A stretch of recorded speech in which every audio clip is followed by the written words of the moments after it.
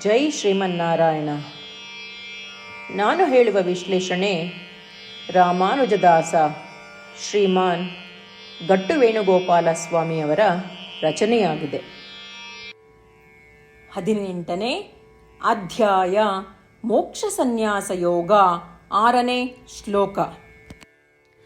ಏತಾನ್ಯಪಿತು ಕರ್ಮಾಣಿ ಸಂಗಂ ತ್ಯಕ್ತ್ವಾ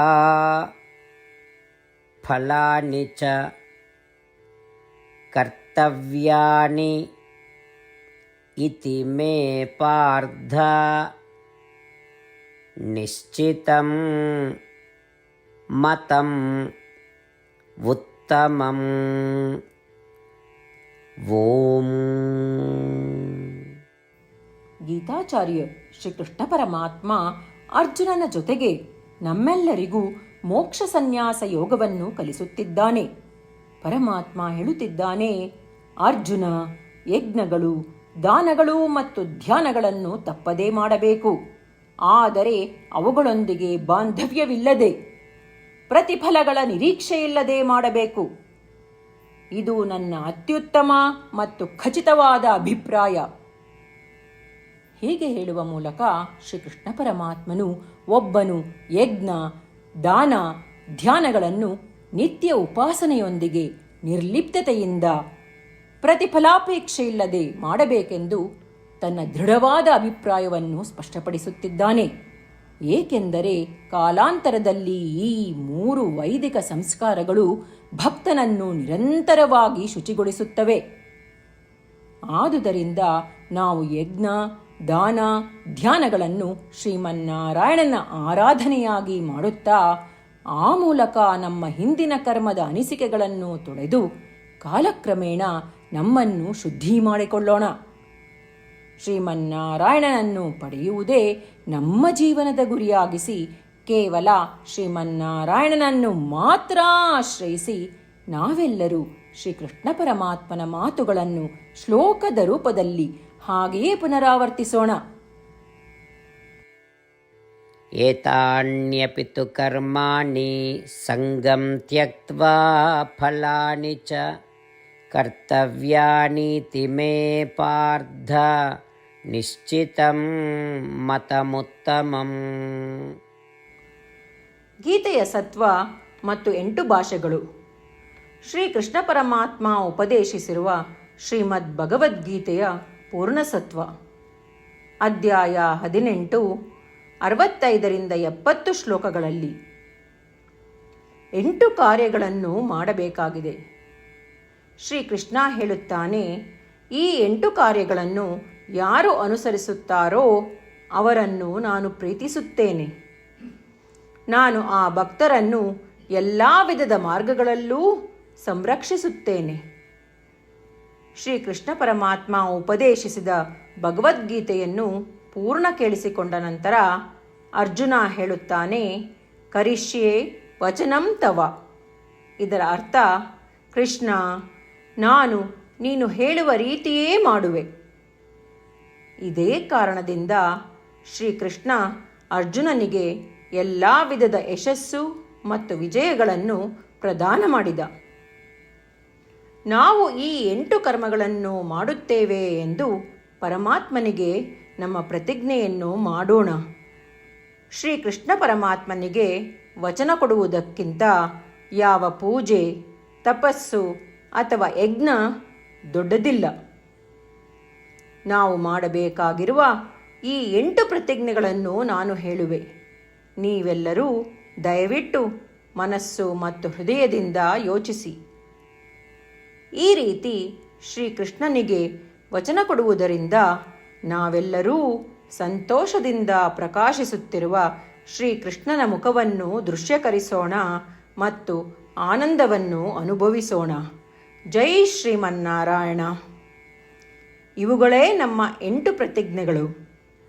ನಮ್ಮ ಮೊದಲನೇ ಪ್ರತಿಜ್ಞೆ, ಹೇ ಶ್ರೀಮನ್ನಾರಾಯಣ, ನೀನು ಸೂಚಿಸಿರುವ ಹಾಗೆ ನಾನು ಸದಾ ನಿನ್ನ ಧ್ಯಾನ ಮತ್ತು ಚಿಂತನೆ ಮಾಡುವೆ. ನಮ್ಮ ಎರಡನೇ ಪ್ರತಿಜ್ಞೆ, ಹೇ ಶ್ರೀಮನ್ನಾರಾಯಣ, ನೀನು ಸಲಹೆ ನೀಡಿರುವ ಹಾಗೆ ನಾನು ಸದಾ ನಿನ್ನ ಭಕ್ತನಾಗಿರುವೆ. ನಮ್ಮ ಮೂರನೇ ಪ್ರತಿಜ್ಞೆ, ಹೇ ಶ್ರೀಮನ್ನಾರಾಯಣ, ನಾನು ನನ್ನ ಎಲ್ಲ ಕರ್ಮಗಳನ್ನು ನಿನ್ನ ಸೇವೆ ಮತ್ತು ನಿನ್ನ ಸಂತುಷ್ಟಿಗಾಗಿ ಮಾಡುವೆ.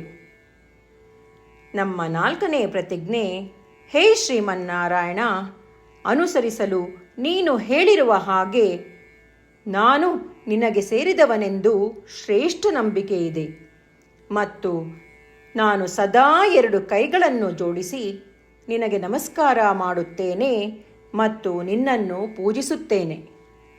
ನಮ್ಮ 5ನೇ ಪ್ರತಿಜ್ಞೆ, ಹೇ ಶ್ರೀಮನ್ನಾರಾಯಣ, ನಿನ್ನ ವಚನಗಳನ್ನು ಸ್ಮರಿಸುತ್ತೇನೆ. ಮಾಮೇಕಂ ಶರಣಂ ವ್ರಜ, 18ನೇ ಅಧ್ಯಾಯ 66ನೇ ಶ್ಲೋಕ. ನೀನು ಹೇಳಿರುವೆ, ನಿನಗೊಬ್ಬನಿಗೇ ಶರಣಾಗಬೇಕು. ಶ್ರೀಮನ್ನಾರಾಯಣ, ನಿನಗೊಬ್ಬನಿಗೇ ಶರಣಾಗುವೆ. ನಮ್ಮ 6ನೇ ಪ್ರತಿಜ್ಞೆ, ಹೇ ಶ್ರೀಮನ್ನಾರಾಯಣ, ನಿನ್ನ ವಚನಗಳನ್ನು ಸ್ಮರಿಸುತ್ತೇನೆ. ಮಾ ಶುಚಃ, 18ನೇ ಅಧ್ಯಾಯ 66ನೇ ಶ್ಲೋಕ.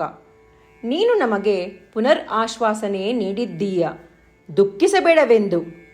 ನಾನು ಎಂದಿಗೂ ದುಃಖಿಸುವುದಿಲ್ಲ. ನಮ್ಮ 7ನೇ ಪ್ರತಿಜ್ಞೆ, ಹೇ ಶ್ರೀಮನ್ನಾರಾಯಣ, ನೀನು ಶ್ರೀಮದ್ ಭಗವದ್ಗೀತೆಯನ್ನು ನಮಗಾಗಿ ಉಪದೇಶಿಸಿ ಅನುಗ್ರಹಿಸಿ ಮತ್ತು ಆಶೀರ್ವದಿಸಿದ್ದೀಯ.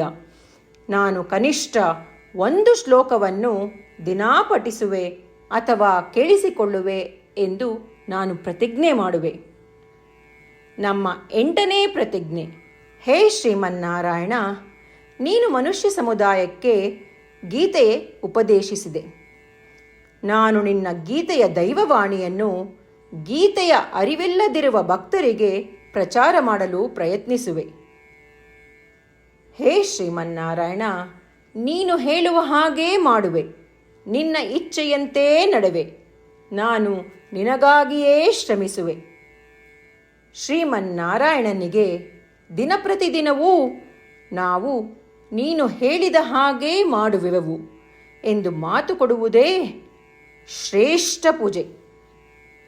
ನಾವು ನಮ್ಮ ಅಚಲವಾದ ನಂಬಿಕೆಯಿಂದ ಅವನಿಗೆ ನಮ್ಮ ಪ್ರತಿಜ್ಞೆ ಮಾಡೋಣ. ಶ್ರೀಮನ್ನಾರಾಯಣ, ಕರಿಷ್ಯೆ ವಚನಂ ತವ. ಶ್ರೀಮನ್ನಾರಾಯಣ, ನೀನು ನುಡಿದಿರುವ ಹಾಗೇ ನಡೆವೆ.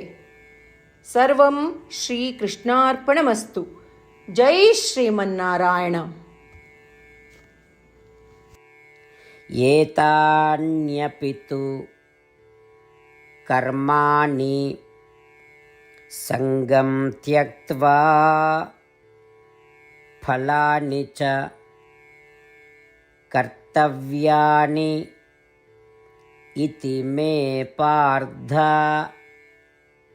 ನಿಶ್ಚಿತಂ ಮತಂ ಉತ್ತಮಂ.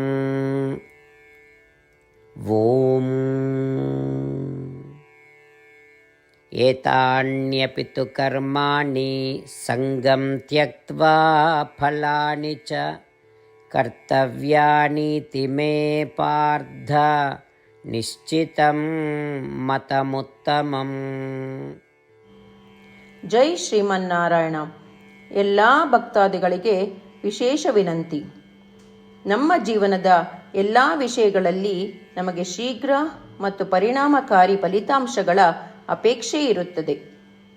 ಇದನ್ನು ಸಾಧಿಸಲು ನಾವು ದಿನಪ್ರತಿದಿನವೂ 1 ನಿಮಿಷವನ್ನು ನಾರಾಯಣ ಅಸ್ತ್ರಂ ಓದುವುದರಲ್ಲಿ ಕಳೆಯೋಣ. ನಾರಾಯಣ ಅಸ್ತ್ರಂ ದೊರೆಯಲು ನಾರಾಯಣ ಅಸ್ತ್ರಂ ವೆಬ್ಸೈಟ್ಗೆ ಹೋಗಿ www.narayanaastram.org. ನಿಮ್ಮ ಹೆಸರು ಮತ್ತು ಇಮೇಲ್ಗಳನ್ನು ಪಂಜೀಕರಿಸಿ. ನೀವು ಪಂಜೀಕರಿಸಿರುವ ಇಮೇಲ್ ವಿಳಾಸಕ್ಕೆ ನಾರಾಯಣ ಅಸ್ತ್ರಂ PDF ರೂಪದಲ್ಲಿ ದೊರೆಯುತ್ತದೆ. ಈ PDFನಲ್ಲಿ 1 ರಾಮಾಯಣ ಶ್ಲೋಕ, 1 ಗೀತಾ ಶ್ಲೋಕ ಮತ್ತು ವಿಷ್ಣುನಾಮ ಇರುತ್ತದೆ. ಈ 3 ಮಿಶ್ರಣವೇ ನಾರಾಯಣ ಅಸ್ತ್ರಂ.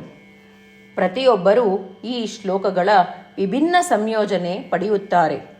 ಯಾವಾಗ ಪ್ರತಿಯೊಬ್ಬರೂ ಪ್ರತಿದಿನವೂ ಅವರ ನಾರಾಯಣ ಅಸ್ತ್ರವನ್ನು 24,000 ಭಕ್ತಾದಿಗಳೊಡನೆ ಓದಿ ಅಥವಾ ಕೇಳಿಸಿಕೊಳ್ಳುತ್ತಾರೋ 1 ಸುತ್ತಿನ ಸಂಪೂರ್ಣ ರಾಮಾಯಣ ಪಾರಾಯಣ, 33 ಸುತ್ತು ಶ್ರೀಮದ್ ಭಗವದ್ಗೀತಾ ಪಾರಾಯಣ, 24 ಸುತ್ತು ಶ್ರೀ ವಿಷ್ಣು ಸಹಸ್ರನಾಮ ಸ್ತೋತ್ರ ಪಾರಾಯಣ ಪ್ರತಿದಿನವೂ ಪೂರ್ತಿಗೊಳ್ಳುತ್ತದೆ. ಪ್ರತಿದಿನವೂ ಈ ರೀತಿ ಮಾಡುವುದರಿಂದ ಗಮನಾರ್ಹ ಮತ್ತು ಅಸಾಧಾರಣ ಫಲಿತಾಂಶ ಹೊರಬರುತ್ತದೆ. ಅದೇ ಕಾರಣಕ್ಕಾಗಿ ನೀವು ಮತ್ತು ನಿಮ್ಮ ಕುಟುಂಬ ಸದಸ್ಯರು ಶೀಘ್ರವೇ ನಿಮ್ಮ ನಾರಾಯಣ ಅಸ್ತ್ರವನ್ನು ಪಡೆಯಿರಿ. ಜೈ ಶ್ರೀಮನ್ನಾರಾಯಣ.